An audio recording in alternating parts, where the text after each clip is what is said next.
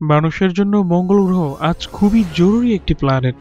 মানুষ এখন মাল্টি প্ল্যানেটে যাওয়ার জন্য কিন্তু প্রস্তুতি শুরু করে দিয়েছে। সহজ করে বলতে গেলে মানুষ পৃথিবী ছাড়া পৃথিবীর বাইরেও কিন্তু এখন বসবাস করার জন্য তৈরি হচ্ছে। বিজ্ঞানীদের মতে মঙ্গল গ্রহতেই মানুষ সর্বপ্রথম নতুন করে বসবাসের চিন্তা করছে।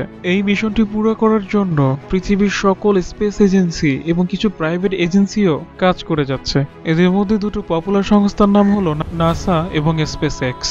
কিন্তু মঙ্গল গ্রহকে এক্সপ্লোর করা যতটা সহজ মনে হচ্ছে মোটেই এতটা সহজ নয়। কোনো গ্রহের জীবজন্তুর অস্তিত্ব থাকার জন্য সেই গ্রহের গোল্ডিলক্স জোনের মধ্যে থাকা অনেক জরুরি হয়। গোল্ডিলক্স জোনকে হ্যাবিটেবল জোনও কিন্তু বলা হয়ে থাকে। এটি সূর্যের পাশে এমন একটি এরিয়া যেখানে হিট এবং লাইটের মাত্রা একদম সেম হয়। এই জোনের মধ্যে যে সকল গ্রহ উপস্থিত থাকে সেগুলোর তাপমাত্রা একদম নর্মাল হয়। এর মানে হলো না বেশি ঠান্ডা না বেশি গরম। এই কারণেই মূলত এই গ্রহগুলোর পানি একদম লিকুইড ফর্মের মধ্যে থাকে। এই পানি জীবনের জন্য কিন্তু অপরিহার্য। পৃথিবীতে আমরা যে সকল জীবজন্তু দেখতে পাই তার প্রায় সবগুলোই কিন্তু সমুদ্র থেকে বিকশিত হয়েছিল। এটা থেকে একটা পরিষ্কার বিষয় বোঝা যাচ্ছে যে পানি জীবনের জন্য কতটা দরকারি। তো সহজভাবে যদি আমরা মঙ্গল গ্রহে যাই তাহলে অবশ্যই পানির প্রয়োজন হবে। আমরা মানুষ পানি ছাড়া এক সপ্তাহ বাঁচতে পারবো না। অথবা মঙ্গল গ্রহে যদি আমরা চাষাবাদ করি তার জন্যও কিন্তু পানির প্রয়োজন হবে। আপনি জেনে অবাক হবেন 200 বছর পূর্বে অনেক বিজ্ঞানী এবং অ্যাস্ট্রোনমাররা দাবি করেছেন যে মঙ্গল গ্রহে সমুদ্রের মতন পানি রয়েছে, এবং কিছু বিজ্ঞানী তো দাবি করেছিলেন যে সময়ের সাথে সাথে সেইখানে গাছপালা পরিবর্তন করে তাদের নিজেদের রূপকে। কিছু কিছু বিজ্ঞানী তো পাবলিশই করেছিলেন মঙ্গল গ্রহে শুধুমাত্র সমুদ্র নয়, নদী এবং আর্টিফিশিয়াল ক্যানেলও কিন্তু ছিল। এখানের আর্টিফিশিয়াল ক্যানেল বলতে বোঝানো হয়েছে এখানের এলিয়েনরা তাদের নিজেদের মন মতো এই নদীর দিক কিন্তু পরিবর্তন করত।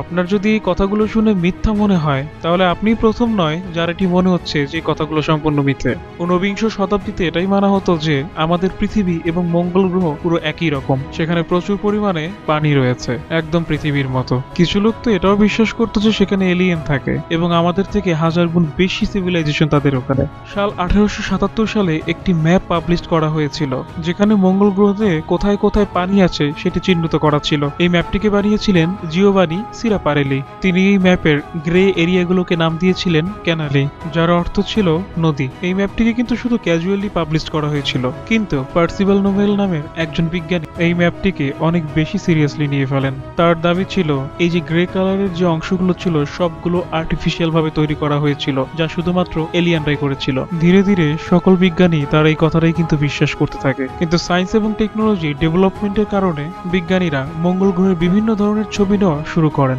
এবং এই রিসার্চের পর খুব ভালো করে বোঝা গিয়েছিল যে মঙ্গল গ্রহে কোনো ধরনের নদী বা সমুদ্র কিছুই নেই। বিজ্ঞানীরা তো এটাও বলেছেন যে মঙ্গল গ্রহ হচ্ছে সবচেয়ে ঠান্ডা এবং এতে কোনো প্রাণীর অস্তিত্ব থাকা অসম্ভব। এবং ধীরে ধীরে মানুষ বুঝতে পারে যে মঙ্গল গ্রহে কোনো ধরনের কোনো এলিয়ান নেই। কিন্তু তখনই কাহিনীতে আবার নতুন একটা টুইস্ট যোগ হয়। মঙ্গল গ্রহকে আরো কাছে থেকে স্টাডি করার পর বিজ্ঞানীরা জানতে পারে যে যদিও এখন মঙ্গল গ্রহতে কোনো পানির অস্তিত্ব নেই, কিন্তু পূর্বে মঙ্গল গ্রহতে পানি ছিল।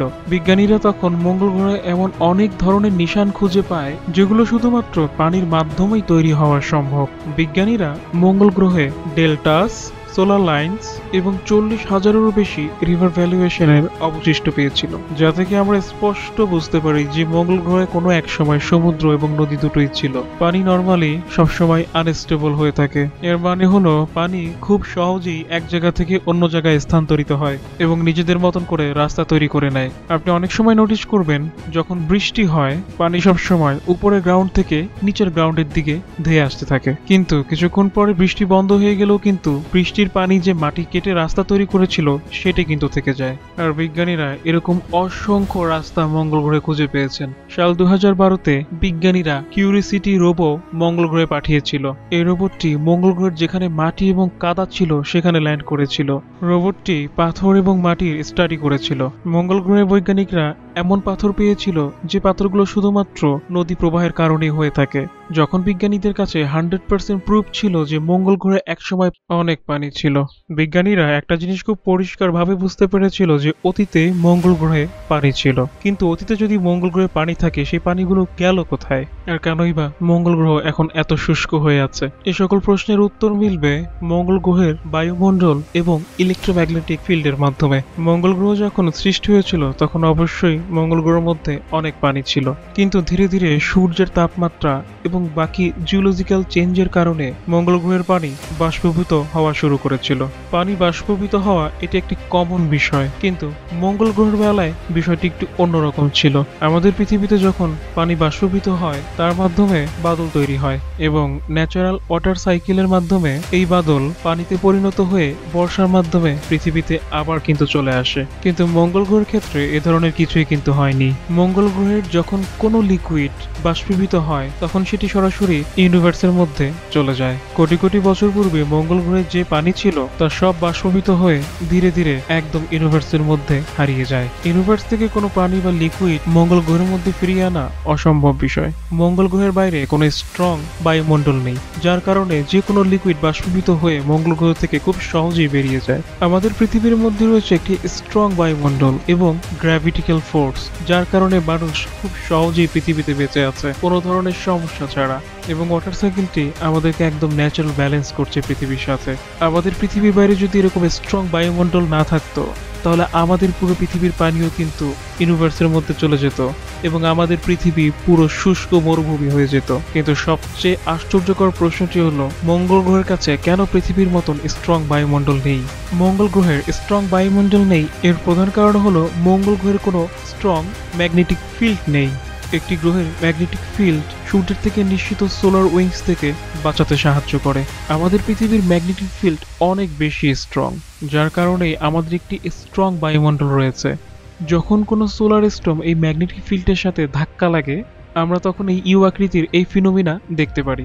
আমাদের পৃথিবীতে যদি স্ট্রং ম্যাগনেটিক ফিল্ড না থাকতো তাহলে এই পার্টিকেল আমাদের বায়ুমণ্ডলে ধাক্কা দিত এবং নষ্ট করে ফেলতো।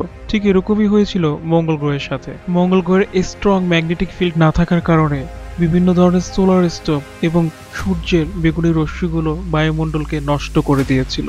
আর এই কারণেই মূলত মঙ্গল গ্রহের সকল পানি ইউনিভার্সের মধ্যে ছড়িয়ে গিয়েছিল আর মঙ্গল গ্রহ শুষ্ক মরুভূমির ন্যায় হয়ে গেছে। এখন এটা তো আমরা পরিষ্কারভাবে জেনে নিলাম যে মঙ্গল গ্রহের পানি কিভাবে গায়েব হয়ে গিয়েছিল এবং কি কারণে গায়েব হয়েছিল। আমরা এটাও দেখেছি কেন মঙ্গল গ্রহের কাছে পৃথিবীর মতন স্ট্রং বায়ুমণ্ডল নেই। মঙ্গল গ্রহে যে একদম পানি নেই সেটি কিন্তু নয়। স্ক্রিনের মধ্যে আপনারা যে অংশটিকে সাদা দেখতে পাচ্ছেন সেই অংশটিতে কিন্তু মঙ্গল গ্রহে অনেক পানি রয়েছে বরফ আকারে, যা মূলত কার্বন ডাই অক্সাইড এবং পানির মাধ্যমে তৈরি হয়েছে। এটি মঙ্গল গ্রহের সবচেয়ে ঠান্ডা স্থান, যার কারণে এখানে বরফগুলো কখনো পানিতে পরিণত হয়নি এবং বর্তমানেও মঙ্গল গ্রহে কিন্তু এই স্থানে প্রচুর পরিমাণ বরফ রয়েছে। বর্তমানে মানুষ মঙ্গল গ্রহে যাওয়ার জন্য চেষ্টা করে যাচ্ছে, সেখানে নিজেদের বসতি তৈরি করার জন্য চেষ্টা করছে, কিন্তু আমাদের এখনো এত প্রযুক্তি হয়নি যার মাধ্যমে আমরা মঙ্গল গ্রহে গিয়ে বসবাস করব। কারণ মঙ্গল গ্রহে কোনো গ্র্যাভিটি কাজ করে না, মঙ্গল গ্রহে কোনো বায়ুমণ্ডলের স্তর নেই। অদূর ভবিষ্যতে হয়তো আমরা মঙ্গল গ্রহে এ সকল সমস্যার সমাধান করতে পারবো আমাদের আধুনিক প্রযুক্তির মাধ্যমে। ততদিন পর্যন্ত বিজ্ঞানীরা চেষ্টা করে যাবে কিভাবে মঙ্গল গ্রহে আমরা নিজেরা বসবাসের স্থান করতে পারি। আশা রাখবো এই ভিডিওটি অনেক বেশি লাইক করবেন আর শেয়ার করবেন। সাবস্ক্রাইব করে পাশেই থাকবেন অদ্ভুত মায়াজালের সাথে।